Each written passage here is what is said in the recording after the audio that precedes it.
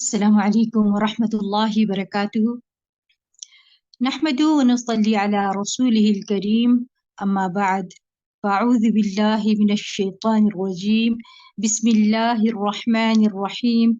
رب اشرح لي صدري ويسر لي أمري واحلل عقدة من لساني يفقهوا قولي. وَإِذَا سَأَلَكَ عِبَادِي عَنِّي فَإِنِّي قَرِيبٌ أُجِيبُ دَعْوَةَ الدَّاعِ إِذَا دَعَانِ فَلْيَسْتَجِيبُوا لِي وَلْيُؤْمِنُوا بِي لَعَلَّهُمْ يَرْشُدُونَ۔ اور جب میرے بندے آپ سے میرے بارے میں سوال کریں تو کہہ دیجئے بے شک میں قریب ہوں، میں پکارنے والے کی پکار کا جواب دیتا ہوں۔ جب بھی وہ مجھے پکارے تو ان کو چاہیے کہ وہ میرا حکم مانے اور مجھ پر ایمان رکھیں تاکہ وہ ہدایت پائیں۔ رسول اللہ صلی اللہ علیہ وسلم سے بعض صحابہ نے عرض کیا کہ کیا ہمارا رب قریب ہے کہ ہم اس سے سرگوشی کے انداز میں مناجات کریں، یا وہ ہم سے دور ہے کہ ہم اسے پکاریں، یعنی بلند آواز سے پکاریں؟ اس سوال کے جواب میں یہ آیت نازل ہوئی، وَإِذَا سَأَلَكَ عِبَادِي عَنِّي فَإِنِّي قَرِيبٌ۔ سورۃ البقرہ کی آیت نمبر 186 ہے یہ۔ اور جب میرے بندے آپ سے میرے بارے میں پوچھیں تو آپ انہیں بتا دیں کہ میں قریب ہوں۔ اس آیت میں اللہ سبحانہ تعالیٰ نے عبادی کہہ کر اپنے بندوں پر خاص رحمت ظاہر کی، اور پھر اپنے قریب ہونے کا ذکر کر کے دعا مانگنے کی ترغیب دی ہے۔ یعنی اللہ سبحانہ تعالیٰ ہمیں اپنے بندے کہہ کر پکار رہا ہے، میرے بندے۔ ہم سب اسی کے بندے ہیں۔ اور پھر یہ بھی، انی قریب، میرے بندے میں قریب ہوں، دور نہیں ہوں تجھ سے، تم جب چاہو مجھے پکار سکتے ہو۔ سیدنا ابو موسیٰ اشعری کہتے ہیں کہ ایک سفر میں ہم آپ صلی اللہ علیہ وسلم کے ساتھ تھے۔ ہم کسی وادی میں اترتے تو لا الہ الا اللہ اور اللہ اکبر کہتے اور ہماری آوازیں بلند ہو جاتی تو نبی صلی اللہ علیہ وسلم نے فرمایا، اے لوگو، اپنی جانوں پر رحم کرو، کیونکہ تم کسی بہرے یا غائب کو نہیں پکار رہے، وہ تو تمہارے ساتھ ہی ہے، بے شک وہ سننے والا اور تم سے بہت قریب ہے۔ اس کا نام برکتوں والا ہے اور اس کی عظمت بہت ہی بڑی ہے۔ تو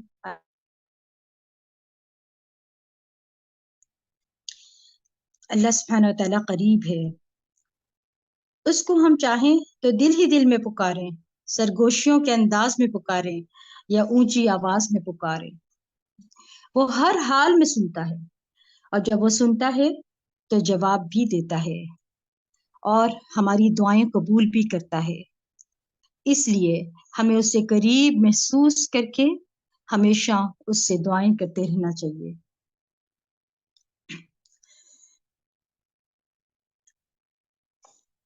اور آپ دیکھیں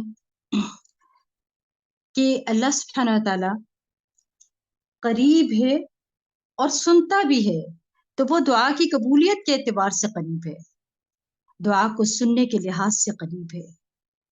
قرب کی دو اقسام ہیں، ایک اپنے علم کے اعتبار سے سب لوگوں کے قریب ہے، اور دوسرا خاص طور پر عبادت کرنے والوں اور پکارنے والوں کے قریب ہے، یعنی اس کا قرب دو طرح کا ہے۔ عام قرب ہے جو سب کے لیے ہے، اور ایک خاص قرب ہے جو اس کے خاص بندوں کے لیے ہے، اور وہ خاص بندے جو عبادت گزار ہیں، جو اس کا ذکر کرتے ہیں، جو اس کا شکر کرنے والے ہیں، تو اللہ سبحانہ تعالیٰ ان کی دعائیں قبول کرتا ہے، ان کی مدد کرتا ہے اور انہیں نیک کاموں کی توفیق عطا فرماتا ہے۔ یہاں اللہ سبحانہ تعالیٰ قل یا فقل کہہ کر نہیں فرمایا، جیسا کہ دوسری آیات میں آتا ہے۔ جتنے بھی سوال رسول اللہ صلی اللہ علیہ وسلم نے کیے تو ان کے جواب میں اللہ تعالیٰ نے فرمایا قل، یعنی بتا دیجئے۔ مگر آپ دیکھیں کہ یہاں پر قل بھی نہیں آیا، بلکہ فرمایا وَإِذَا سَأَلَكَ عِبَادِي عَنِّي فَإِنِّي قَرِيبٌ۔ اور جب میرے بندے، یعنی فإنی قریب، بندے اور رب کے درمیان کسی واسطے کی ضرورت نہیں ہے. فإنی قریب فرمایا، یعنی بیچ میں کوئی واسطہ نہیں لایا گیا. اس سے ہمیں یہ پتہ چلتا ہے کہ ہمارے اور ہمارے رب کے درمیان کسی اور واسطے کی ضرورت نہیں ہے، کسی بھی وسیلے کی ضرورت نہیں ہے. اور جب اللہ تعالیٰ نے یا عبادی کہہ دیا تو اس میں سارے بندے شامل ہو جاتے ہیں، چاہے وہ نیک ہوں یا بد ہوں، چھوٹے ہوں یا بڑے ہوں، گنہگار ہوں یا بہت پرہیزگار ہوں، خواہ کوئی بھی ہو. جو بھی اپنے رب کو پکارتا ہے رب اس کی پکار کو سنتا ہے اور وہ قریب ہے. لہٰذا جب ہمارا رب قریب ہے اور مجیب ہے تو رمضان میں درہ قرآن دعاؤں کے ساتھ رکھنے کا مقصد بھی یہی ہے، یعنی اس لیے بھی کروایا جا رہا ہے کہ ہم اپنے رب کو جان لیں.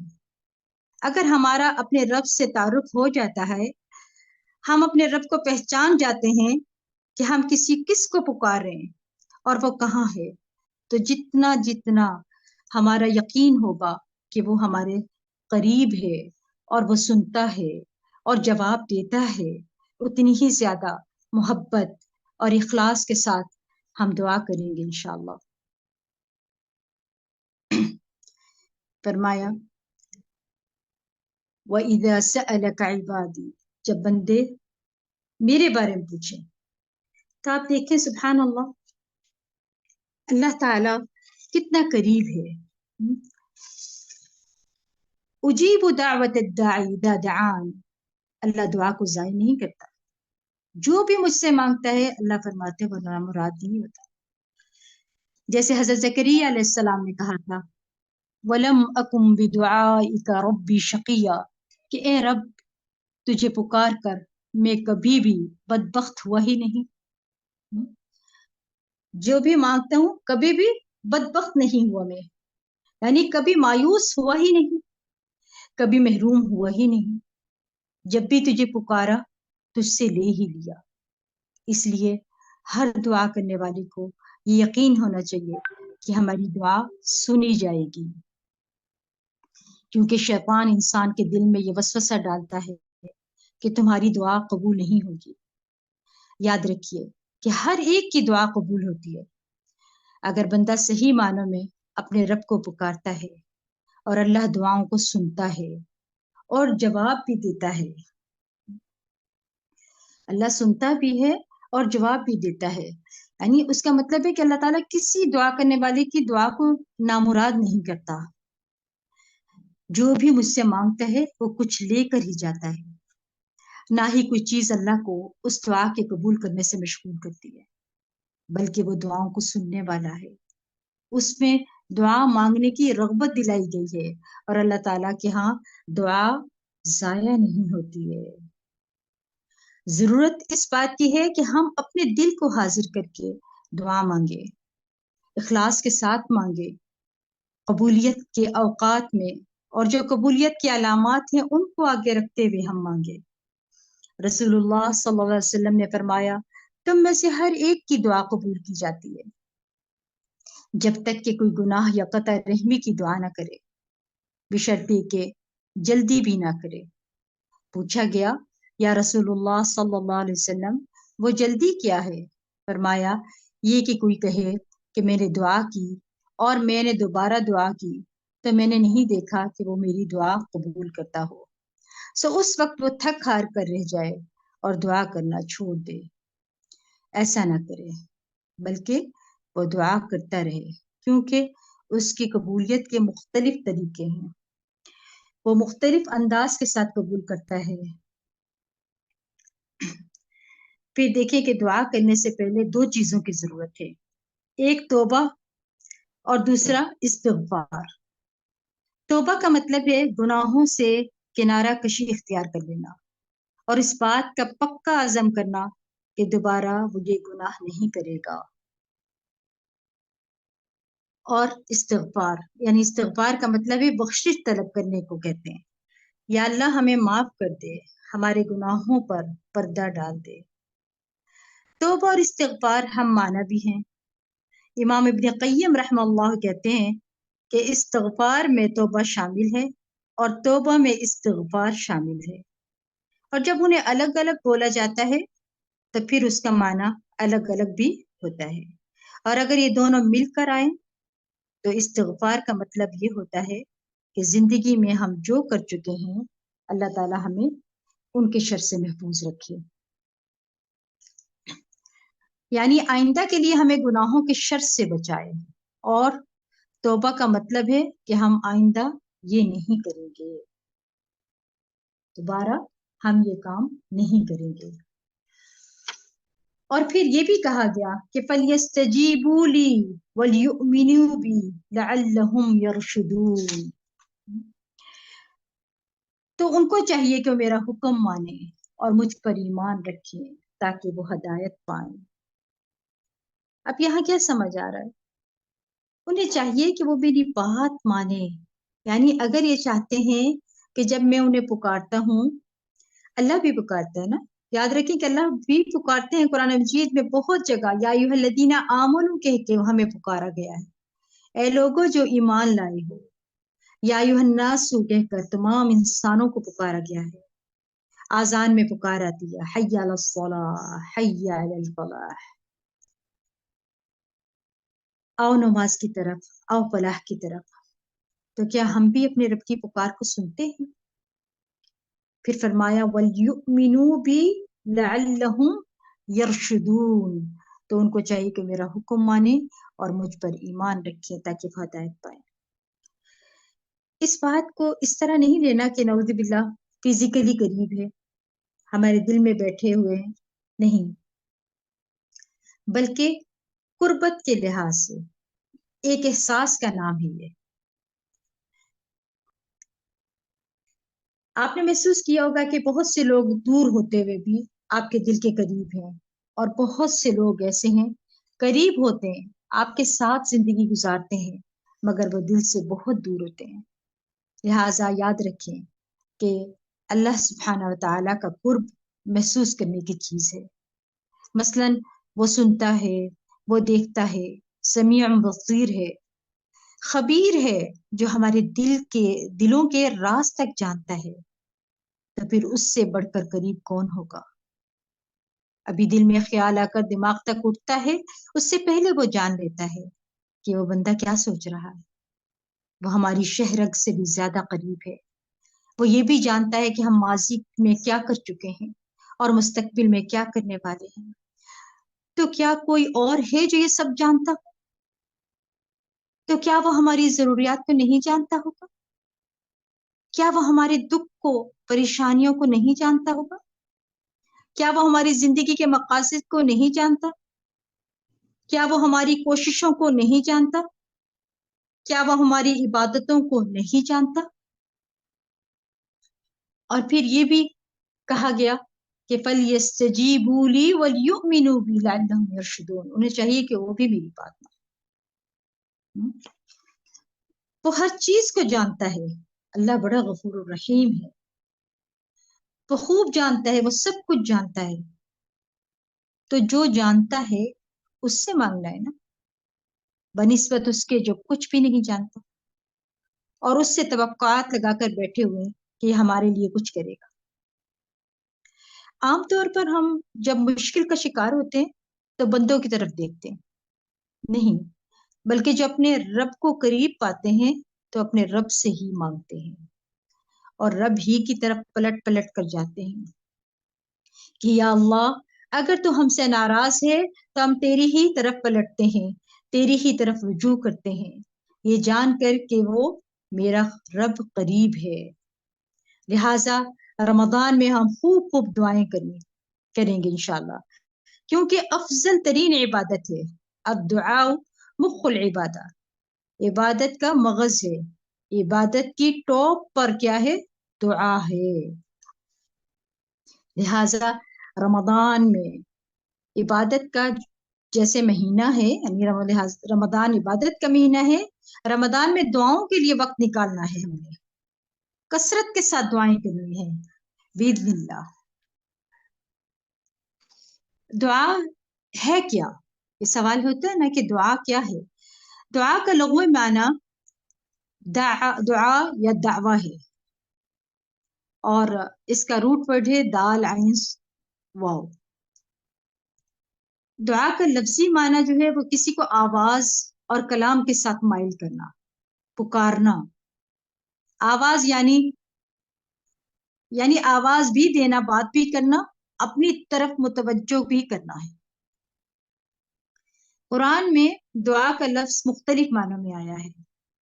دعا بمعنی ندا، آواز دینے کے معنی میں آیا. سورت آل عمران میں اللہ سبحانہ تعالیٰ فرماتے ہیں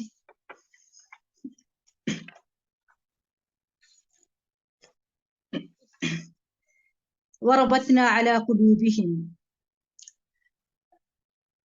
آواز دینے کے معنی میں آتا ہے سبحان اللہ. اللہ فرماتے ہیں کہ فَقُلْ تَعَالُوا نَدْعُ أَبْنَاءَنَا وَأَبْنَاءَكُمْ وَنِسَاءَنَا وَنِسَاءَكُمْ وَأَنفُسَنَا وَأَنفُسَكُمْ ثُمَّ نَبْتَهِلْ فَنَجْعَلْ لَعْنَةَ اللَّهِ عَلَى الْكَاذِبِينَ. تو آپ کہہ دیجئے کہ آؤ ہم اپنے اور تمہارے بیٹوں کو اور اپنی اور تمہاری عورتوں کو بلا لیں، اور ہم خود بھی آ جائیں اور تم بھی آ جاؤ، پھر ہم گڑ گڑا کر دعا کریں، پھر ہم جھوٹوں پر اللہ کی لعنت کریں. پھر اسی طرح دعا بمعنی طلب کرنا بھی ہے، یعنی کسی چیز کی ڈیمانڈ کرنا. سورۃ فاطر آیت نمبر 18 میں اللہ فرماتے ہیں وَلَا تَزِرُ وَازِرَةٌ وِزْرَ أُخْرَى وَإِن تَدْعُ مُثْقَلَةٌ إِلَى حِمْلِهَا لَا يُحْمَلْ مِنْهُ شَيْءٌ وَلَوْ كَانَ ذَا قُرْبَى. اور کوئی بھی بوجھ اٹھانے والا کسی دوسرے کے گناہوں کا بوجھ نہ اٹھائے گا، اور اگر کوئی بوجھ سے لدھا شخص اپنا بوجھ اٹھانے کے لیے بلائے گا تو اس میں سے کچھ بھی نہ اٹھایا جائے گا، اگرچہ وہ قریبی رشتہ دار ہو. پھر دعا بمعنی قول بھی ہے. فما كان دعواهم إذ جاءهم بأسنا إلا أن قالوا إنا كنا ظالمين. سورۃ اعراف آیت نمبر 5. جب ان کے پاس ہمارا رب آیا تو ان کا قول اس کے سوا کچھ نہ تھا کہ وہ کہنے لگے بے شک ہم ہی ظالم تھے. دعا بمعنی عبادت بھی ہے. سورۃ کہف میں جب نوجوانوں کو مشکل آئی تھی تو انہوں نے کیا کہا تھا فما كان دعواهم إذ جاءهم بأسنا وربطنا على قلوبهم إذ قاموا فقالوا ربنا رب السماوات والأرض لن ندعو من دونه إلها لقد قلنا إذا شططا. اور ہم نے ان کے دلوں کو مضبوط کر دیا جب اٹھ کھڑے ہوئے تو کہنے لگے ہمارا رب تو آسمان اور زمین کا رب ہے، ہم ہرگز اس کے سوا کسی اور کو الہ نہیں پکاریں گے، اور اگر ہم ایسا کریں تو یقیناً ہم نے ناانصافی کی بات کی ہے. دعا بمعنی طلب کرنا، فریاد کرنا بھی ہے. سورۃ البقرہ آیت نمبر 23 میں اللہ فرماتے ہیں وَإِن كُنتُمْ فِي رَيْبٍ مِّمَّا نَزَّلْنَا عَلَىٰ عَبْدِنَا فَأْتُوا بِسُورَةٍ مِّن مِّثْلِهِ وَادْعُوا شُهَدَاءَكُم مِّن دُونِ اللَّهِ إِن كُنتُمْ صَادِقِينَ. اور اگر تمہیں اس قرآن میں شک ہے جو ہم نے اپنے بندے محمد صلی اللہ علیہ وسلم پر نازل فرمایا ہے تو اسی طرح کی ایک سورت تم بھی بنا لاؤ، اور اللہ کے سوا اپنے گواہوں یعنی مددگاروں کو بھی بلا لو. اور دعا کسی چیز کی ترغیب دینا بھی ہے. قال رب انی دعوت قومی لیلا ونہارا. نوح علیہ السلام نے کہا اے میرے رب بے شک میں نے اپنی قوم کو رات اور دن پکارا ہے. سورۃ نوح آیت نمبر 5 ہے. پھر دعا بمعنی منسوب کرنا بھی ہے. ادعوهم لآبائهم هو اقسط عند الله فإن لم تعلموا آباءهم فإخوانكم في الدين ومواليكم. انہیں ان کے حقیقی باپوں کی نسبت سے پکارو، یہی زیادہ انصاف والا ہے. پھر اگر تم ان کے باپوں کو نہیں جانتے تو تمہارے دینی بھائی اور دوست ہیں. دعا سوال کرنا بھی ہے. قالوا ادع لنا ربك يبين لنا ما هي قال إنه يقول إنها بقرة لا فارض ولا بكر عوان بين ذلك فافعلوا ما تؤمرون. انہوں نے کہا تم اپنے رب سے ہمارے لیے دعا کرو کہ ہمارے لیے بیان کر دے کہ وہ کس طرح کی ہو. بے شک سب گائیں ہمیں ایک دوسرے سے مشابہ معلوم ہوتی ہے، اور بے شک اگر اللہ نے چاہا تو ہم ضرور راہ پانے والے ہیں. دعا کا شرعی معنی اللہ کی بارگاہ میں عاجزی کے ساتھ سوال کرنا ہے. اور اللہ کے پاس جو خیر ہے اس میں رغبت رکھنا ہے۔ ہماری شریعت میں دعا کی دو بڑی اقسام ہیں، ایک ہے دعا عبادہ یعنی دعائے عبادت، انسان اللہ سے ثواب کی امید رکھتے ہوئے اور اس کے عذاب سے ڈرتے ہوئے اللہ کی عبادت کرے، جیسے نماز پڑھے، روزہ رکھے، قرائت کرے، تسبیح پڑھے، صدقہ کرے۔ دعوت اللہ، جو شخص نماز پڑھتا ہے گویا کہ وہ اللہ سے زبان حال کے ساتھ دعا کرتا ہے اور اللہ سے بخشش طلب کرتا ہے۔ نماز جو ہے وہ بذات خود بخشش کا ذریعہ ہے کہ یا اللہ جو گناہ ہم نے کیے ہیں وہ ہمیں معاف کر دیجیے۔ صدقہ بھی جو ہے وہ کیا ہے، گناہوں کی آگ کو بجھاتا ہے، صدقہ دینا بھی بہترین عمل ہے۔ پھر آپ دیکھیں دعا مسئلہ بھی ہے، مانگنے کی دعا، انسان دنیا و آخرت کی کوئی بھی بھلائی طلب کرنے اور دنیا اور آخرت کے نقصان کو دور کرنے کا سوال اللہ ہی سے کرے۔ وہ دعا ہے نا، ربنا آتنا فی الدنیا حسنۃ وفی الآخرۃ حسنۃ وقنا عذاب النار۔ حدیث میں آتا ہے الدعاء هو العبادہ، ٹھیک ہے، دعا کیا ہے، عبادت ہے۔ اس لیے رمضان میں آپ دعائیں مانگے کثرت کے ساتھ، گویا کہ آپ ہر وقت عبادت ہی کی حالت میں۔ ثم قال وقال ربكم ادعوني استجیب لكم ان الذين يستكبرون عن عبادتي سيدخلون جہنم داخرین۔ دعا عبادت کی اقسام میں سے عظیم قسم ہے، دعا سے اشرف عبادت، بہترین عبادت ہے، سب سے اشرف عبادت ہے۔ دعا کی ضرورت کیوں ہے ہمیں؟ کیونکہ ہم انسان اللہ کا محتاج ہیں، ہم فقیر ہیں اور اللہ بادشاہ ہے، اللہ سارے خزانوں کا مالک ہے، اس کے پاس ہمیشہ ہے اور ہمیشہ رہے گا، جتنا چاہے وہ بندے پر خرچ کرتا رہے، پھر بھی اس کے ساتھ اس کے جو ہاتھ ہیں نا وہ بھرے رہتے ہیں، ان میں کوئی کمی نہیں آتی ہے۔ اور اب دیکھیں آپ انسانوں سے بھی مدد مانگ سکتے ہیں، مگر یہ امید کے بندے سے امید نہ لگائیں، ٹھیک ہے، کہ وہ بندہ میری مشکل آسان کر دے گا۔ مشورہ کر سکتے ہیں مگر امید نہیں لگا سکتے۔ بھلائی پہنچانے اور تکلیف دور کرنے پر قادر صرف اللہ ہی کی ذات ہے۔ زمین و آسمان کی تمام مخلوق اللہ سے سوال کرتی ہے، ہر کوئی جو آسمان اور زمین پر ہے وہ اللہ ہی سے مدد طلب کرتی ہے۔ تو پھر کتنی بے وقوفی کی بات ہے کہ کسی غیر اللہ سے مانگنے چلے جاتے ہیں۔ آپ دیکھیے اللہ سبحانہ تعالیٰ کے پاس کسی چیز کی کمی نہیں ہے، جو چاہے مانگ لیں۔ ہمارے مانگنے میں کمی ہے، ہمارے اخلاص میں کمی ہے، لہٰذا اس طرح پکارا کریں کہ اللہ تعالیٰ تو ہر چیز پر قادر ہے، آپ کے دینے سے کچھ بھی کمی نہیں آئے گی، مگر اے اللہ میری ضرورت پوری ہو جائے گی۔ اللہ سے سوال کرنے کے اعتبار سے لوگوں کے بھی 4 درجات ہیں۔ ابن تیمیہ کہتے ہیں پس تمام آسمان اور زمین کے لوگ اللہ سے سوال کرتے ہیں تو ان کے 4 درجات بن جاتے ہیں۔ پہلی قسم کچھ وہ لوگ ہوتے ہیں جو نہ ہی اللہ کی عبادت کرتے ہیں نہ ہی اس سے مدد طلب کرتے ہیں، حالانکہ اللہ نے ان کو پیدا کیا، ان کو رزق دیا اور ان کو عافیت دی۔ یعنی یہ وہ لوگ ہیں نہ اللہ کی عبادت اللہ سے کرتے ہیں، نہ اللہ سے دعا سے کوئی تعلق رکھتے ہیں، کسی قسم کا کوئی تعلق نہیں۔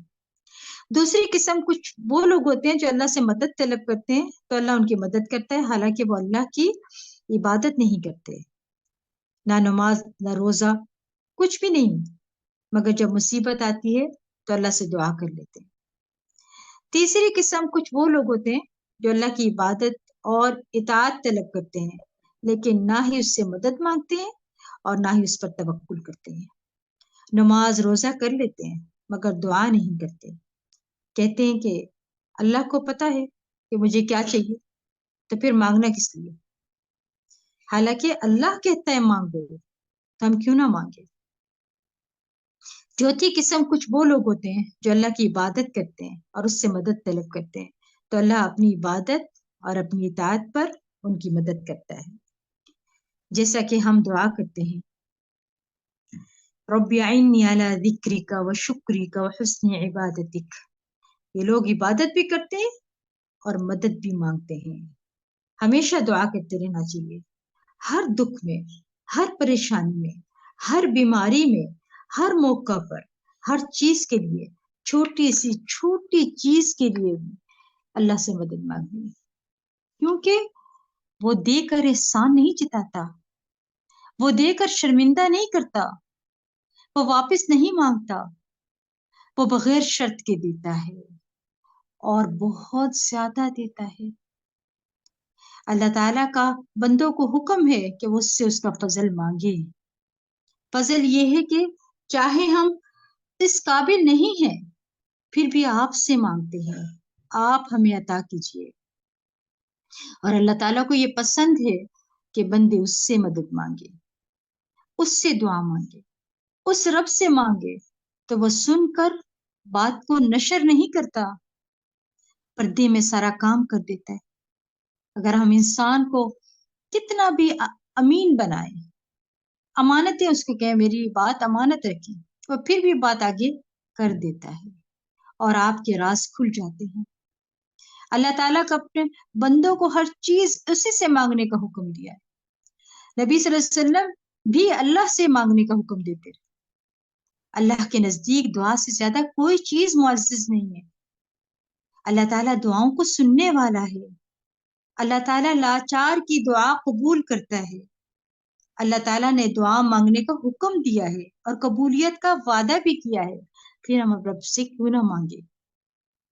سیدنا ابو ذر غفاری رضی اللہ عنہ سے روایت ہے کہ نبی صلی اللہ علیہ وسلم اپنے رب تبارک و تعالیٰ سے روایت کرتے ہیں کہ بے شک اللہ تعالیٰ فرماتا ہے، اے میرے بندو تم سب گمراہ ہو سوائے اس کے جسے میں ہدایت دوں، بس تم مجھ سے ہدایت مانگو میں تمہیں ہدایت دوں گا. اے میرے بندو تم سب بھوکے ہو سوائے اس کے جسے میں کھلاؤں، تو تم مجھ سے کھانا مانگو میں تمہیں کھانا کھلاؤں گا. اے میرے بندو تم سب برہنہ ہو سوائے اس کے جسے میں لباس پہناؤں، تو تم مجھ سے لباس مانگو تو میں تمہیں لباس پہناؤں گا. اے میرے بندو تم سب دن رات گناہ کرتے ہو اور میں سارے گناہوں کو بخشتا ہوں، تو تم مجھ سے بخشش مانگو میں تمہیں بخش دوں گا. اے میرے بندو اگر تمہارے اولین و آخرین اور جن و انس ایک صاف چٹیل میدان میں کھڑے ہو کر مجھ سے مانگنے لگے اور میں ہر ایک کو جب وہ مجھ سے مانگے عطا کر دوں، تو پھر بھی میرے خزانے میں کمی نہیں ہوگی مگر جتنی سمندر میں سوئی ڈال کر نکالنے سے کمی آتی ہے، یعنی کچھ بھی کمی نہیں ہوگی. حدیث میں آتا ہے، سیدنا عبداللہ بن مسعود رضی اللہ عنہ کہتے ہیں کہ ایک دن میں رسول اللہ صلی اللہ علیہ وسلم کے پیچھے سوار تھا کہ رسول اللہ صلی اللہ علیہ وسلم نے فرمایا، اے لڑکے تجھے چند کلمات سکھا رہا ہوں، احفظ اللہ، تم اللہ کے احکام کی حفاظت کرو، یحفظ کا، اللہ تمہاری حفاظت کرے گا. احفظ اللہ، اللہ تعالیٰ کے احکامات کی حفاظت کر، تجدہ تجاہک، تو تم اسے اپنے سامنے پاؤ گے. اذا سألت فاسأل اللہ، یعنی فاسأل اللہ، جب کچھ چاہیے اللہ سے مانگو، جب مدد چاہیے اللہ سے مدد مانگو. اس لیے استخارہ بھی خود کرنا چاہیے. استخارے کے لیے ایک دوسرے کو نہیں کہنا چاہیے کہ آپ میرا استخارہ کرتے ہیں. کبھی بھی کسی سے بھی استخارے کے نہیں کہنا چاہیے. بندوں سے کبھی نہیں مانگنا چاہیے. بندے آگے انسان کے، یعنی بندے انسان کے آگے ایک ہاتھ پھیلاتے ہیں اور اللہ کے آگے 2 ہاتھ پھیلاتے ہیں. اللہ تعالیٰ بڑا غفور الرحیم ہے. دعا انسان کو ضرور فائدہ دیتی ہے. مانگے اللہ سے، اللہ دینے والی ذات ہے. اللہ تعالیٰ اپنے مانگنے والوں کے ہاتھ خالی نہیں لوٹاتا. اللہ اپنے بندے کے پھیلے ہوئے ہاتھوں میں خیر ضرور ڈالتا ہے، مگر لوگ دے کر ذلیل کرتے ہیں، آپ کی انا کو مجروح کرتے ہیں، احسان جتا کر آپ کو بدنام کر دیتے ہیں. تو اللہ کے نزدیک کوئی شے دعا سے زیادہ معزز نہیں ہے. لیس شیء عند اللہ اکرم من الدعاء. اللہ تعالیٰ نے دعا کی قبولیت میں کوئی شرط نہیں رکھی ہے. اللہ تعالیٰ کا ابلیس کی بھی دعا قبول کر لینا، اللہ نے اس کی بھی دعا قبول کرنی تھی۔ اللہ سبحانہ و تعالیٰ ہر روز آپ کے لیے دروازہ کھولتا ہے، فرماتا ہے کہ کوئی ہے جو مجھ سے مانگے میں اسے دوں۔ دعا کے سبب تقدیر بدل جاتی ہے، کوئی چیز تقدیر کو نہیں بدلتی سوائے دعاؤں کے۔ حدیث میں آتے ہیں قضاء کو صرف دعا ہی بدل سکتی ہے، اور نیکی کے علاوہ کوئی چیز عمر کو نہیں بڑھا سکتی۔ یعنی نیکی کرتے جاؤ، انشاءاللہ عمر میں برکت ہوگی۔ دعا کے سبب آزمائشیں ٹل جاتی ہیں۔ امام غزالی کہتے ہیں کہ آزمائشوں میں سے یہ بھی ہے کہ اللہ دعا کے ذریعے آزمائشوں اور بلاؤں کو ٹالتے ہیں، اور رحمت کے حصول کا سبب بھی ہے۔ دعا کے سبب آزمائشیں ٹل جاتی ہیں، یاد رکھیے گا۔ دعا کے سبب کثیر خیر کا ملنا، جب ہم دوسروں کے لیے دعا کرتے ہیں تو اللہ ہمیں بھی وہ کیا ہے خیر کثیر سے نوازتا ہے۔ لوگ مانگنے والوں سے بیزار ہو جاتے ہیں، ایک سے دوسری بار کوئی مانگ لے تو بیزار ہو جاتے ہیں، دوبارہ اس کے کوئی فون کر لے تو کال اٹینڈ نہیں کرتے ہیں، کوئی آ جائے تو گھبرا جاتے ہیں کہ پھر آگے کہیں مانگ نہ لیں، اور اللہ نہ مانگنے والوں سے بیزار ہوتا ہے۔ دعا نفع بخش دعا ہے، اور مصائب کو ہٹانے کا سب سے قوی سبب ہے۔ دعا جامع الخیر ہے، دعا کے سبب بیماری دور ہو جاتی ہے، جیسا کہ میں نے آپ کو بتایا دعا کے سبب خیر کثیر مل جاتی ہے۔ تو یاد رکھیے جس کو دعا کی توفیق مل گئی اسے خیر کثیر مل گیا۔ آزمائش کے ساتھ دعا کے 3 مقام و مراتب ہیں۔ اگر دعا آزمائش سے زیادہ طاقتور ہو تو اس کو ختم کر دیتی ہے، اگر وہ آزمائش سے کمزور ہو تو آزمائش کبھی ہو جاتی، پھر وہ آزمائش بندے کو لاحق ہو جاتی۔ اگرچہ دعا کمزور ہو تو بھی آزمائش کو کم اور ہلکا کر دیتی ہے۔ وہ دونوں ایک دوسرے کا مقابلہ کرتی ہیں، اور ان میں سے ہر ایک دوسرے کو دور کرتی ہے۔ اگر آزمائش قوی ہے تو اس کا مطلب ہے کہ دعا کمزور ہے آپ کی، تبھی جو ہے وہ آپ کی آزمائش ٹل نہیں رہی، آپ کی بیماری بڑھتی چلی جا رہی ہے، آپ کی تکلیفیں، آپ کی پریشانیاں، آپ کی ڈپریشن بڑھ رہی ہیں، آپ دعا مانگ بھی رہے، تو اس کا مطلب ہے دعا کمزور ہے آپ کی۔ تڑپ کر مانگے، رب سے مانگے، گڑ گڑا کر مانگے، وہ دینے والی ذات ہے۔ ابن تیمیہ رحم اللہ کہتے ہیں کہ بہت سے مریض ایسے ہیں جو بغیر دعا کے، یعنی دوائی کے بغیر، دعا کے بغیر صرف قبول کی ہوئی دعا کے ساتھ یا مفید دم کے ساتھ یا دل کی مضبوطی کے ساتھ اور اچھے توکل کے ساتھ شفا پا لیتے ہیں۔ اس کا مطلب ہے کہ ہمارے مانگنے میں کمی ہے۔ دعا کے سبب ہم غم دور ہو جاتے ہیں، یاد رکھیے گا، پریشانیاں دور ہو جاتی ہیں۔ دعا کے سبب وہاں سے رزق ملتا ہے جہاں سے انسان گمان بھی نہیں کرتا۔ دعا سے اللہ کی ناراضگی دور ہو جاتی ہے۔ دعا سے بندے کو غیر اللہ کی محبت اور اس کی غلامی سے آزادی مل جاتی ہے۔ دعا کے ذریعے اللہ تعالیٰ کا قرب ملتا ہے۔ دعا کے ذریعے رب کے ساتھ مناجات کی لذت ملتی ہے۔ مانگ کر تو دیکھیں، تڑپ کر تو دیکھیں۔ دعا کے ذریعے رب کے ساتھ مناجات کی لذت ملتی ہے جب انسان کو ضرورت ہو اور وہ تڑپ کر، رو کر، گڑ گڑا کر اپنے رب سے سرگوشیاں کرے، سجدوں میں جائے، دعا کرے، پھر دل نہیں کرے گا اٹھنے کو سجدے سے۔ سلف صالحین کا اس حالت کو جو ہے وہ پسند کرنا بہت زیادہ ہمیں ملتا ہے کہ وہ دعاؤں کو اس طرح کرتے تھے کہ دل نہیں کرتا تھا کہ پھر دعا کو چھوڑ دیں۔ دعائیں جو ہیں وہ اسی طرح ہمارے انبیاء کرام نے بھی بہت سی دعائیں مانگی تھی، سبحان اللہ۔ اللہ سبحانہ تعالیٰ ہمیں بھی توفیق عطا فرمائے۔ یاد رکھیے گا دعا ہمیشہ کرتے رہنا چاہیے، کیونکہ دعا کا نہ کوئی وقت مقرر ہے کہ اس وقت کا آپ انتظار کر کے دعا کر سکتے ہیں، نہیں، بلکہ آپ ہر وقت دعا کر سکتے ہیں، اور نہ ہی دعا کے لیے خاص قسم کا عمل کرنے کی ضرورت ہے کہ وہ عمل کریں گے تو ہی دعا کر سکتے ہیں، نہیں۔ اور نہ ہی یہ پابندی ہے کہ صرف آپ عربی میں دعا کر سکتے ہیں، بلکہ آپ کسی بھی زبان میں دعا مانگ سکتے ہیں۔ اللہ سبحانہ و تعالیٰ دعا کو سنتا ہے، مگر وہ اپنی حکمت کے مطابق دعا کا فیصلہ کرتا ہے کہ کیا بندے کو وہی چیز دے دی جائے جو وہ مانگ رہا ہے، یا اس سے بہتر چیز کوئی دے دی جائے، یا پھر اس دعا کو اس کے لیے آخرت میں ذخیرہ کر لیا جائے، کیونکہ اس بندے کے باقی اعمال اتنے نہیں ہیں کہ قیامت کے دن وہاں نجات پا سکے۔ تو بجائے اس کے کہ دنیا میں اس کی من پسند چیز دے دی جائے، بلکہ اس کے لیے آخرت میں ذخیرہ کر دی جاتی ہے۔ لہٰذا ہم سب کو دعا کرتے رہنا چاہیے۔ بے شک دعا عظیم عبادت ہے، شرف والی عبادت ہے، وہ عبادت جس کو اللہ پسند کرتا ہے، وہ عبادت کہ اگر اس کو چھوڑ دیا جائے تو اللہ ناراض ہو جاتا ہے، وہ عبادت جو توحید کی بنیاد ہے اور جو توحید پر دلالت کرتی ہے، وہ عبادت اللہ تعالی سے دعا مانگنا ہے۔ اس کے ساتھ مصیبتیں دور ہوتی ہیں، حاجات پوری ہوتی ہیں، تکلیف دور کر دی جاتی ہے، برکتیں حاصل کی جاتی ہیں۔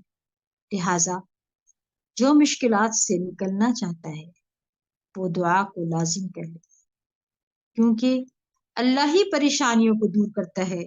امن یجیب المضطر اذا دعاہ، بھلا کون ہے جو لاچار کی فریاد رسی کرتا ہے جب اسے پکارتا ہے اور اس کی تکلیف کو دور کرتا ہے۔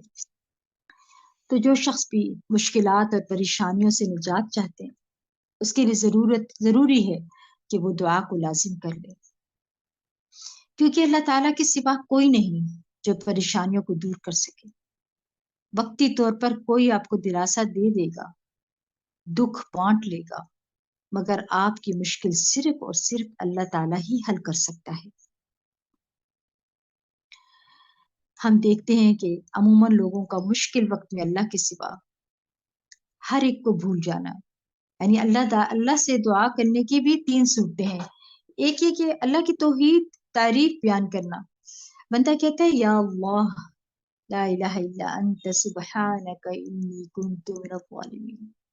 یہاں ہم صرف توحید بیان کر رہے ہیں، اپنی کوتاہیوں کا اعتراف کر رہے ہیں۔ پھر لا الہ الا اللہ، ربنا لک الحمد، رب کہہ کر پکار رہے ہیں، اس کی تعریف کر رہے ہیں۔ لا الہ الا اللہ وحدہ لا شریک لہ، لہ الملک ولہ الحمد وہو علی کل شیء قدیر۔ پھر اللہ سے مغفرت اور رحمت کا سوال کرنا، استغفار کرتے ہیں، استغفر اللہ ربی واتوب الیہ۔ یا اللہ جو گناہ میرے اور تیرے درمیان حائل ہو گئے، جو تیری رحمت تک مجھے پہنچنے نہیں دے رہے، ان کو دور کر دے، مجھے معاف کر دے۔ اسی طرح آپ کو بھی صرف حمد کا سوال کیا کریں، جیسے نبی صلی اللہ علیہ وسلم دعا کرتے تھے یا حی یا قیوم برحمتک استغیث۔ اور طریقہ یہ ہے کہ انسان اللہ سے دنیاوی حاجات کا سوال کرے، اس طرح سے جب پکارے تو اللہم ارزقنی مالا وولدا، اے اللہ مجھے اولاد دے دے، مجھے مال دے۔ صحابہ کرام جوتی کا تسمہ بھی مانگتے تھے، چھوٹی سے چھوٹی ضرورت کی چیز بھی اللہ ہی سے مانگتے تھے۔ انبیاء کا اللہ کے سامنے اپنی حاجات رکھنے کے بارے میں ہمیں قرآن میں بے پناہ دعائیں ملتی ہیں۔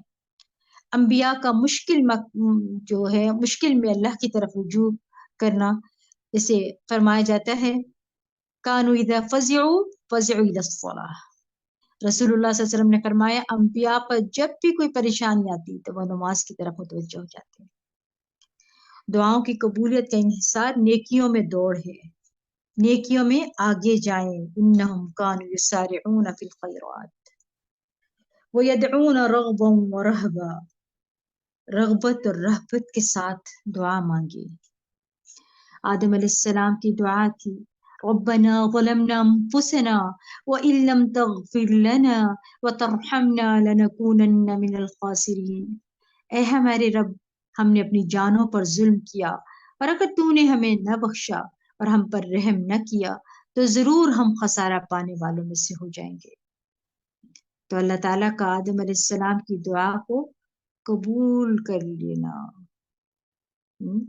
اللہ نے قبول کر لی ان کی دعا۔ فتلقى آدم من ربه کلمات فتاب علیہ انہ هو التواب الرحیم، پھر آدم نے اپنے رب سے کچھ کلمات سیکھ لیے اور معافی مانگی تو اس نے اس پر مہربانی کی ہے، بے شک وہ بہت توبہ قبول کرنے والا اور نہایت رحم کرنے والا ہے۔ نوح علیہ السلام کی مثال آپ دیکھیں، ان کی قوم نے بہت برا سلوک کیا تھا ان کے ساتھ، نعوذ باللہ انہیں مارا بھی کرتے تھے۔ كذبت قبلهم قوم نوح فكذبوا عبدنا وقالوا مجنون وازدجر فدعا ربه انی مغلوب فانتصر، ان سے پہلے قوم نوح نے بھی جھٹلایا تھا، بس انہوں نے ہمارے بندے کو جھٹلا دیا اور کہنے لگی یہ مجنون ہے، اور وہ جھڑک دیا گیا۔ تو اس نے اپنے رب کو پکارا، بے شک میں مغلوب ہو گیا ہوں، پس تو ہی میری مدد کر۔ اللہ تعالیٰ نے ان کی دعا کو قبول کیا اور فرمایا وَنُوحًا إِذْ نَادَىٰ مِن قَبْلُ فَاسْتَجَبْنَا لَهُ وَفَنَجَّيْنَاهُ وَأَهْلَهُ مِنَ الْكَرْبِ الْعَظِيمِ، اور نوح کو بھی جب اس نے اس سے پہلے پکارا تو ہم نے اس کی دعا قبول کر لی، پھر اسے اور اس کے گھر والوں کو بہت بڑی گھبراہٹ سے بچا لیا۔ وَلَقَدْ نَادَانَا نُوحٌ، اور بلا شبہ یقیناً نوح نے ہمیں پکارا، یقیناً ہم اچھے قبول کرنے والے ہیں۔ اسی طرح یونس علیہ السلام کے بارے میں آتا ہے وَذَنُّونِ إِذْ ذَهَبَ مُغَاضِبًا فَظَنَّ أَن لَّن نَّقْدِرَ عَلَيْهِ فَنَادَىٰ فِي الظُّلُمَاتِ أَن لَّا إِلَٰهَ إِلَّا أَنتَ سُبْحَانَكَ إِنِّي كُنتُ مِنَ الظَّالِمِينَ فَاسْتَجَبْنَا لَهُ وَنَجَّيْنَاهُ مِنَ الْغَمِّ وَكَذَٰلِكَ نُنجِي الْمُؤْمِنِينَ، اور مچھلی والے کو جب وہ غصے سے بھرا ہوا چلا گیا، پس اس نے سمجھا کہ ہم اس پر گرفت تنگ نہ کریں گے، تو اس نے اندھیروں میں پکارا کہ تیرے سوا کوئی معبود نہیں، تو پاک ہے، یقیناً میں ظلم کرنے والوں سے ہو گیا ہوں۔ تو ہم نے اس کی دعا قبول کی اور اسے غم سے نجات دی، اور اسی طرح ہم ایمان والوں کو نجات دیتے ہیں، یعنی اوروں کو بھی دیں گے، صرف ان کو نہیں دی بلکہ اوروں کو بھی دیں گے دعا پڑھنے سے نجات۔ انسان کتنی بھی بڑی مشکل میں ہو یا مصیبت میں ہو، کسی بھی پریشانی میں ہو، پیغمبروں کی پریشانی سے زیادہ نہیں ہے ان کی، تو اس لیے کثرت سے پڑھتے رہا کریں لا الہ الا انت سبحانک انی کنت من الظالمین۔ اسی طرح ایوب علیہ السلام کی دعا ایوب اذ نادى ربه انی مسنی الضر وانت ارحم الراحمین فاستجبنا له فكشفنا ما به من ضر وآتيناه أهله ومثلهم معهم رحمة من عندنا وذكرى للعابدين، اور ایوب جب اس نے اپنے رب کو پکارا کہ بے شک مجھے تکلیف پہنچی ہے اور تو رحم کرنے والوں میں سے سب سے زیادہ رحم کرنے والا ہے، تو ہم نے اس کی دعا قبول کر لی، پس اسے جو بھی تکلیف تھی دور کر دی، اور اسے اس کے گھر والے اور ان کے ساتھ ان کی نسل اور عطا کر دیے اپنے پاس سے رحمت کے لیے اور ان لوگوں کو یاد دہانی کے لیے جو عبادت کرنے والے ہیں۔ لہٰذا جو بیمار ہیں تو کثرت سے یہ دعا پڑھیں رب انی مسنی الضر وانت ارحم الراحمین، ٹھیک ہے، رب انی مسنی الضر۔ یعقوب علیہ السلام کی بھی دعا آپ دیکھیں، انہوں نے کیا کیا تھا، اپنا غم لوگوں کو نہیں سنایا تھا، کیا فرمایا قال انما اشکو بثی وحزنی اللہ واعلم من اللہ ما لا تعلمون، اس یعقوب نے کہا بے شک میں اپنی بے قراری اور غم کی شکایت صرف اللہ سے کرتا ہوں، اور میں اللہ کی طرف سے وہ باتیں جانتا ہوں جو تم نہیں جانتے۔ سوچیں کیسی بے قراری ہوگی، بیٹے کی جدائی، ان کو یہ بھی معلوم نہیں تھا کہ ان کا بیٹا مصر میں ہے۔ آپ دیکھیں انبیاء کی دعا کی قبولیت کا ایک وقت مقرر ہے، کتنے عرصے کے بعد بچپن سے وہ دعا کر رہے تھے، اور وہ جب بڑے ہوئے اور وہ بادشاہ مصر بنے تب ان کو پتہ چلا. تو پھر ہمیں جلدی کیسے ہو جاتی ہے؟ آپ ایک اور بات یہاں پہ اگر سمجھنے والی ہے، اگر آپ سمجھے، فرمایا انہوں نے اپنا غم لوگوں کو نہیں سنایا. کیا کہا تھا؟ انما اشکو بثی وحزنی اللہ. اللہ کو اپنی شکایت کرتے تھے. ہم اللہ سے کم بات کرتے ہیں اور الی الناس زیادہ کرتے ہیں. لوگوں کے سامنے ہر وقت دکھ روتے ہیں اور رب کے سامنے بہت کم. اسی طرح یوسف علیہ السلام قال رب السجن احب الی مما يدعوننی الیہ والا تصرف عنی کیدہن اصب الیہن واکن من الجاہلین فاستجاب له ربه فصرف عنه کیدہن انہ هو السمیع العلیم. اس نے کہا اے میرے رب، مجھے قید خانہ اس سے زیادہ محبوب ہے جس کی طرف یہ سب مجھے دعوت دے رہی ہیں، اور اگر تو مجھ سے ان کے فریب کو نہ ہٹائے گا تو میں ان کی طرف مائل ہو جاؤں گا اور جاہلوں سے ہو جاؤں گا. تو اس کے رب نے اس کی دعا قبول کر لی، بس اس سے ان عورتوں کا فریب ہٹا دیا. بے شک وہی سب کچھ سننے والا، سب کچھ جاننے والا ہے. لہذا غم کے وقت یہ دعا پڑھا کرے، انما اشکو بثی وحزنی الی اللہ. پھر اب دیکھیں موسیٰ علیہ السلام کی جو دعا تھی، رب انی لما انزلت الی من خیر فقیر. اے میرے رب، جو بھی بھلائی میں سے تو میری طرف نازل کرے، بے شک میں اس کا محتاج ہوں. یہ دعا پڑھنے کے بعد کیا ہوا؟ اس کے بعد کھانے پینے کا انتظام ہو گیا، ان کا رہائش بھی مل گئی اور شادی بھی ہو گئی. سبحان اللہ. اچھی صالح اور نیک بیوی بھی مل گئی. لہذا جو پریشان حال ہیں، جن کی شادیوں کا مسئلہ ہے یا اولاد کے لیے پریشان ہے یا کاروبار کے لیے یا جاب کے لیے، ان کو کثرت کے ساتھ مفسرین کہتے ہیں دعا پڑھنی چاہیے. موسیٰ علیہ السلام کا ہر مشکل مرحلے میں اللہ کو پکارنا، فرعون کے دربار میں جاتے ہوئے بھی دعا مانگی. قال رب اشرح لي صدري ويسر لي امري واحلل عقدة من لساني يفقهوا قولي واجعل لي وزيرا من اهلي هارون اخي. کہا اے میرے رب، میرے لیے میرا سینہ کھول دے اور میرے لیے میرا کام آسان کر دے اور میری زبان کی گرہ کھول دے تاکہ وہ میری بات سمجھ جائیں، اور میرے لیے میرے گھر والوں میں سے ایک مددگار بنا دے، ہارون کو جو میرا بھائی ہے. لہٰذا کہیں پر بھی جائیں، کہیں پر بھی اللہ کی بات کرنے لگیں، کوئی پیغام دینے لگیں، تو پہلے رب اشرح لی پڑھیں. وَزَكَرِيَّا إِذْ نَادَى رَبَّهُ رَبِّ لَا تَذَرْنِي فَرْدًا وَأَنْتَ خَيْرُ الْوَارِثِينَ فَاسْتَجَبْنَا لَهُ وَوَهَبْنَا لَهُ يَحْيَىٰ وَأَصْلَحْنَا لَهُ زَوْجَهُ إِنَّهُمْ كَانُوا يُسَارِعُونَ فِي الْخَيْرَاتِ وَيَدْعُونَنَا رَغَبًا وَرَهَبًا وَكَانُوا لَنَا خَاشِعِينَ. اور زکریا کو جب اس نے اپنے رب کو پکارا، اے میرے رب، مجھے اکیلا نہ چھوڑ، اور تو سب وارثوں سے بہتر ہے، تو ہم نے اس کی دعا قبول کی اور اسے یحییٰ عطا کیا اور اس کی بیوی کو اس کے لیے درست کر دیا. بے شک وہ نیکیوں میں جلدی کرتے تھے اور ہمیں رغبت اور خوف سے پکارتے تھے، اور وہ ہمارے ہی لیے عاجزی کرنے والے تھے. ہمیشہ مانگتے رہنا چاہیے، کیونکہ اللہ تعالیٰ کو دینے میں کوئی مشکل نہیں ہے.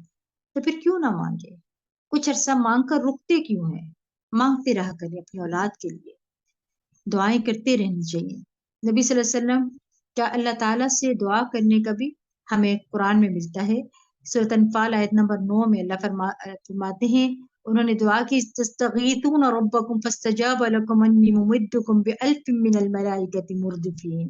جب تم اپنے رب سے مدد مانگ رہے تھے تو اس نے تمہاری دعا قبول کر لی. بے شک میں 1000 فرشتوں کے ساتھ تمہاری مدد کرنے والا ہوں جو ایک دوسرے کے پیچھے آنے والے ہیں.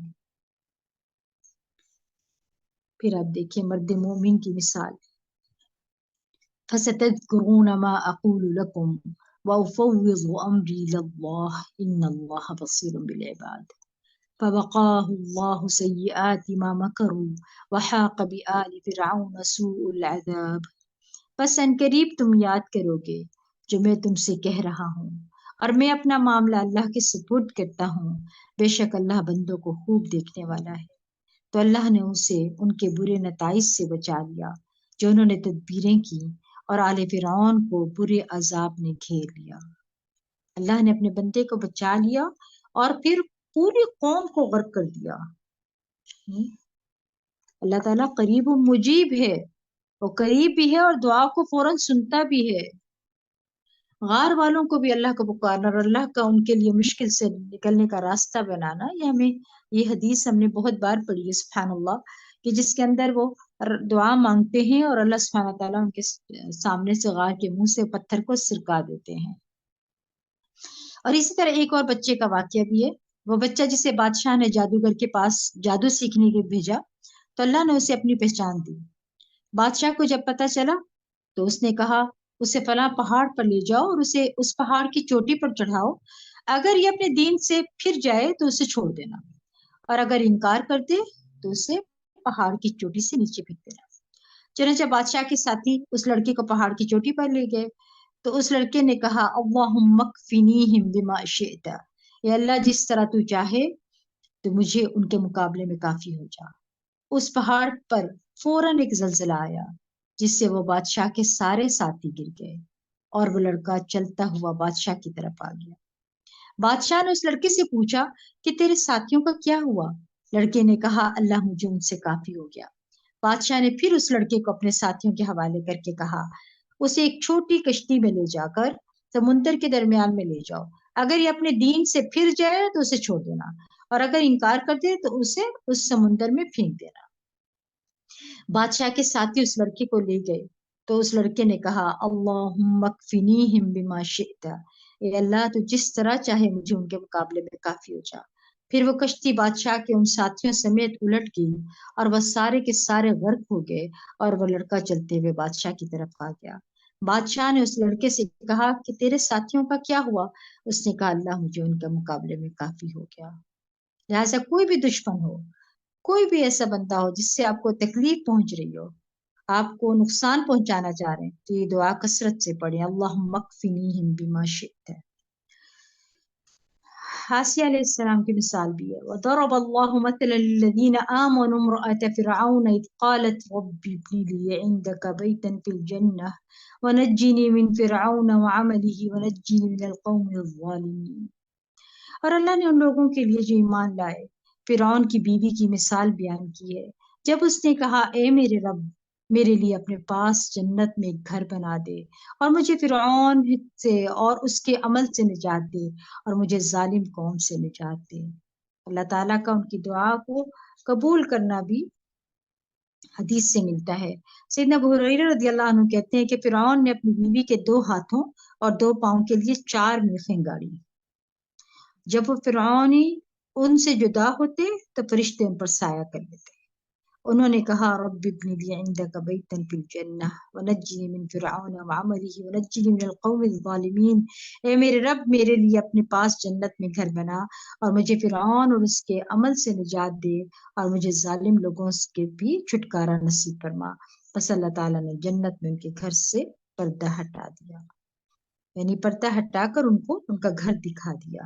لہٰذا یہ دعا بھی ہم نے بہت زیادہ مانگنی ہے کہ اللہ ہمیں بھی تو جنت میں گھر، اپنے گھر کے پاس والا گھر، جیسے آسیہ نے مانگا تھا اپنے گھر کے، اللہ اپنے گھر کے پاس والا گھر دینا۔ ہم صرف جنت میں گھر مانگتے ہیں نہیں، بلکہ اب ہم یہ بھی کہیں گے کہ اللہ تو ہمیں اپنے پڑوس والا گھر دینا، پاس والا گھر۔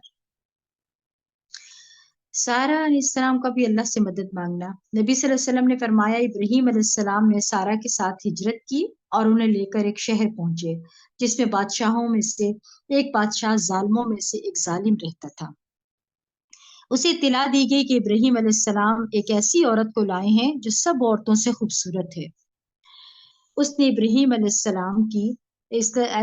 السلام کو پیغام بھیجا کہ تمہارے ساتھ یہ عورت کون ہے؟ انہوں نے فرمایا یہ میری بہن ہے۔ پھر سارہ کے پاس گئے اور انہوں نے کہا کہ تم نے میری بات کو جھٹلانا نہیں، کیونکہ میں نے ان کو بتایا ہے کہ تم میری بہن ہو۔ اللہ کی قسم اس سرزمین میں میرے اور تمہارے علاوہ یعنی کوئی دوسرا مومن نہیں ہے۔ پھر انہوں نے سارہ کو اس ظالم کے پاس بھیج دیا۔ بادشاہ سارا کی طرف بڑھنے کے لیے اٹھا تو انہوں نے کھڑے ہو کر وضو کیا، پھر نماز پڑھنے لگی، پھر دعا کی، اللہم ان کنت آمنت بک وبرسولک واحصنت فرجی الا علی زوجی فلا تسلط علی الکافر۔ اے اللہ، اگر میں تجھ پر اور تیرے رسول پر ایمان لائی ہوں اور میں نے اپنی شرمگاہ کو اپنے شوہر کے سوا محفوظ رکھا ہے تو اس کافر کو میرے اوپر مسلط نہ ہونے دے۔ اس پر بادشاہ کا سانس گلے میں پھنس گیا اور وہ گر کر ایڑیاں رگڑنے لگا۔ اس طرح سیدہ سارہ کو نجات مل گئی، اور صرف نجات ہی نہیں بلکہ حضرت ہاجرہ کو بھی ساتھ دیا گیا تھا۔ جو سیدہ خولہ ہیں، خولہ بنت ثعلبہ کا اللہ سے شکایت کرنا بھی سب کے سامنے ہے، جو ہم پڑھتے ہیں سورۃ المجادلہ کی آیت نمبر 1 میں، جو ہم پڑھتے ہیں قد سمع اللہ قول التی تجادلک فی زوجہا وتشتکی الی اللہ، یقیناً اللہ نے اس عورت کی بات سن لی ہے جو آپ سے اپنے شوہر کے بارے میں جھگڑ رہی ہے اور اللہ سے شکایت کر رہی ہے۔ سلف صالحین کا اللہ کو پکارنا۔ صحابہ رضی اللہ عنہم اس امت میں سے سب سے بڑھ کر اللہ اور اس کے رسول کو جاننے والے تھے اور دین میں سب سے زیادہ بصیرت رکھنے والے تھے، تو وہ اس سبب دعا کو زیادہ قائم کرنے والے اور اس کی شرائط اور آداب کو دوسروں کی نسبت زیادہ قائم کرنے والے تھے۔ اور سیدنا عمر بن خطاب رضی اللہ عنہ دعا کے ذریعے اپنے دشمن کے خلاف فتح طلب کرتے تھے، اور یہ ان کے لشکروں میں سے عظیم لشکر تھا۔ اور وہ اپنے ساتھیوں سے کہا کرتے تھے کہ تم کثرت تعداد کی بنیاد پر فتح نہیں دیے جاتے، بلکہ تمہاری مدد آسمان سے کی جاتی ہے۔ سیدنا عبداللہ بن زبیر رضی اللہ عنہما سے روایت ہے، وہ کہتے ہیں کہ جمل کی جنگ کے موقع پر جب زبیر رضی اللہ عنہ کھڑے ہوئے تو مجھے بلایا، میں ان کے پہلو میں جا کر کھڑا ہو گیا۔ انہوں نے کہا، بیٹے، آج کی لڑائی میں ظالم مارا جائے گا یا مظلوم مارا جائے گا؟ میں سمجھتا ہوں کہ آج میں مظلوم قتل کیا جاؤں گا، اور مجھے سب سے بڑی فکر اپنے قرضوں کی ہے۔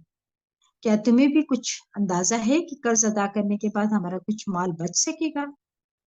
پھر انہوں نے کہا، بیٹے، ہمارا مال فروخت کر کے اس سے قرض ادا کر دینا، اور فرمانے لگے کہ بیٹا، اگر قرض ادا کرنے سے عاجز ہو جاؤ تو میرے مولا سے اس میں مدد چاہنا۔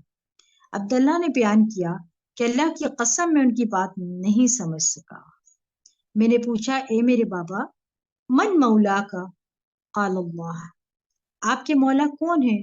انہوں نے فرمایا کہ اللہ۔ عبداللہ نے بیان کیا، قسم اللہ کی، قرض ادا کرنے میں جو بھی دشواری سامنے آئی تو میں نے اسی طرح دعا کی، یا مولا الزبیر قضی عنہ دینہ، کہ اے زبیر کے مولا، ان کی طرف سے ان کا قرض ادا کرا دے، اور ادائیگی کی صورت پیدا ہو جاتی تھی، یعنی دعا قبول ہو جاتی تھی۔ آپ دیکھ رہے ہیں، ہر موقع پر دعا کرنا، ہر موقع پر اللہ سے دعا کرنے کا انداز بھی ہمیں آنا چاہیے۔ سفیان ثوری کہا کرتے تھے، اے وہ ذات جس کو اپنے تمام بندوں میں سے وہ انسان سب سے زیادہ محبوب ہے، جو اس سے مانگے تو کثرت سے مانگے۔ اے وہ ذات جس کو اپنے تمام بندوں میں وہ انسان سب سے زیادہ ناپسند ہے، جو اس سے نہ مانگے، اور تیرے سوا کوئی بھی ایسا نہیں ہے۔ اے میرے رب، انسان سے ایک سے دوسری مرتبہ مانگ لے تو وہ تنگ آ جاتا ہے، مگر اللہ کو پسند ہے بندے کا مانگنا۔ اللہ کے آگے اپنی چھوٹی سی چھوٹی حاجت کو بھی رکھا کرے۔ لیث بن سعد سے روایت ہے، وہ ابو حازم سے روایت کرتے ہیں کہ وہ کہتے ہیں، مجھے نمک بھی چاہیے ہو تو میں اپنی دعاؤں میں اللہ سے مانگتا ہوں۔ بعض سلف صالحین اپنی نمازوں میں اللہ سے اپنی تمام ضروریات مانگتے تھے، یہاں تک کہ آٹے میں ڈالے جانے والا نمک اور اپنی بکری کا چارہ اور گھاس بھی اللہ سے مانگتے تھے۔ دوسروں کو بھی اللہ سے مانگنا سکھانا چاہیے، خود بھی مانگے اور دوسروں سے بھی یہ کہا کریں کہ اللہ سے مانگے۔ سیدہ عائشہ رضی اللہ عنہ کہتی ہیں کہ سب کچھ اللہ سے مانگو، یہاں تک کہ جوتے کا تسمہ بھی، کیونکہ اگر اللہ میسر نہ کرے تو وہ بھی کبھی بھی میسر نہیں ہوگا۔ اور پھر دعا کی قبولیت کے درجات بھی ہیں۔ رسول اللہ صلی اللہ علیہ وسلم نے فرمایا، اگر کوئی شخص اللہ سے دعا کرتا ہے تو اس کی دعا ضرور قبول ہوتی ہے، خواہ دنیا میں ہی اسے وہ چیز عطا کر دی جائے یا اسے اس کے لیے آخرت میں ذخیرہ بنا دیا جائے، یا پھر اس دعا کے بقدر اس کے گناہوں کا کفارہ ادا ہو جاتا ہے، بشرط یہ کہ اس کی دعا کسی گناہ یا قطع رحمی کے لیے نہ ہو اور وہ جلدی نہ کرے۔ اس لیے دعا مانگ کے جلدی نہ کیا کریں، انتظار کیا کریں اللہ کی رحمت کا۔ صحابہ نے عرض کیا یا رسول اللہ صلی اللہ علیہ وسلم، جلدی سے کیا مراد ہے؟ آپ نے فرمایا یہ کہے کہ میں نے اللہ سے دعا کی لیکن اس نے قبول نہ کی۔ اللہ تعالیٰ کبھی مانگی ہوئی چیز ہی دے دیتا ہے، کبھی مانگی ہوئی چیز سے بہتر دیتا ہے۔ یعنی آپ نے تھوڑا مانگا مگر اللہ نے زیادہ دے دیا۔ کبھی مانگی ہوئی چیز جیسی کوئی تکلیف دور کر دیتا ہے، کبھی گناہوں کا کفارہ بنا دیتا ہے۔ لہٰذا ہمیں کیا کرنا ہے؟ اللہ سے مانگتے رہنا ہے۔ اللہ سے دعا نہ کرنے والوں کی بھی مذمت ملتی ہے۔ کون ہے وہ لوگ جو اللہ سے دعا نہیں کرتے؟ اللہ کو نہ پکارنا تکبر ہے۔ مشکل میں اللہ کو نہ پکارنا دلوں کی سختی کا باعث ہے۔ یاد رکھیے انسان سب سے عاجز ہے۔ اللہ سے مایوس ہونا کبیرہ گناہ ہے۔ غیر اللہ سے دعا مانگنے کی بھی جو ہے وہ بھی مذمت ہمیں ملتی ہے کہ غیر اللہ کو پکارنا شرک ہے۔ کچھ بھی آپ کریں، کسی اور سے نہیں مانگنا آپ نے۔ اس کے سوا سب سہارے جو ہیں وہ کمزور ہیں۔ یاد رکھیے گا اللہ ہی طاقتور ہے، وہی دے سکتا ہے۔ جن سے آپ مانگنے گئے وہ بھی اللہ کے محتاج ہیں، ان کو بھی اللہ ہی دیتا ہے۔ اللہ کے سوا سب سہارے کمزور ہیں۔ غیر اللہ کو پکارنا سراسر گمراہی ہے۔ اللہ کے سوا کوئی بھی کسی بھی چیز کا مالک نہیں ہے کہ وہ آپ کو کچھ دے دے گا۔ نہ وہ اولاد دے سکتا ہے، نہ مال دے سکتا ہے، نہ جاب دے سکتا ہے، کوئی کچھ نہیں دے سکتا سوائے رب کے۔ اللہ کے ہاتھ میں ہے سب کچھ۔ غیر اللہ دعا کو قبول کرنے کی استطاعت نہیں رکھتے۔ اس لیے آستانوں پہ جا جا کے دعا کرنا، کہیں پر بھی ایسی جگہ پر جانا جہاں آپ کو لگے کہ یہ دعا قبول ہوگی، نہیں۔ دعا اللہ سبحانہ و تعالیٰ سے مانگنی ہے، نہ مردوں سے، نہ کسی ایسے شخص کو پیر بنا کے کہ وہی ہمیں دلا دے گا۔ ایسا نہیں کرنا، کیونکہ شرک کے دائرے میں آتا ہے۔ کیونکہ وہ لوگ مدد کرنے کی بھی طاقت نہیں رکھتے۔ غیر اللہ نہ ہی نفع پہنچا سکتا ہے، نہ نقصان دور کر سکتے ہیں، نہ تکلیف کو ہٹا سکتے ہیں، اور نہ ہی اسے بدل سکتے ہیں۔ پھر ان کے پاس کیوں جاتے ہیں؟ اللہ کے سوا دوسروں کو پکارنے والے کا ٹھکانہ یاد رکھیے گا جہنم ہے۔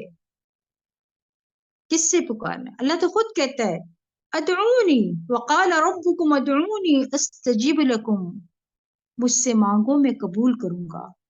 جب وہ ذات خود کہہ رہی ہے کہ میں قبول کروں گا، پھر کسی اور سے کیوں مانگنے جانا؟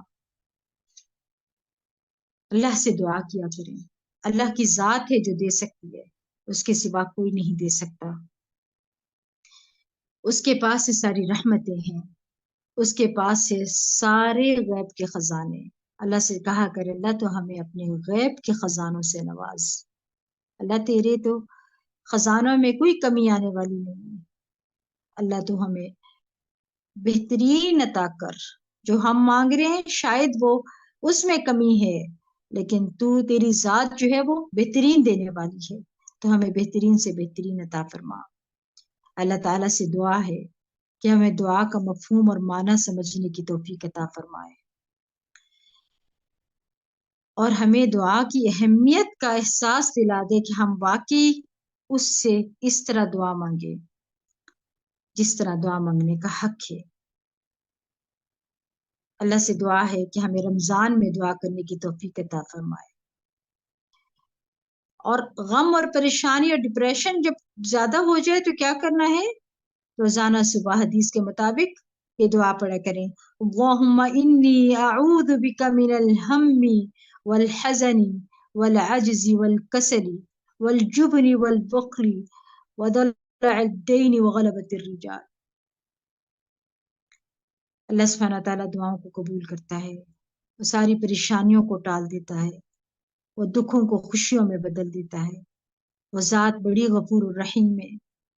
اس وقت ہمیں دعاؤں کی ضرورت ہے کہ اللہ تعالیٰ سے دعا کریں کثرت کے ساتھ, اللہم بلغنا رمضان ونحن احسن الحال.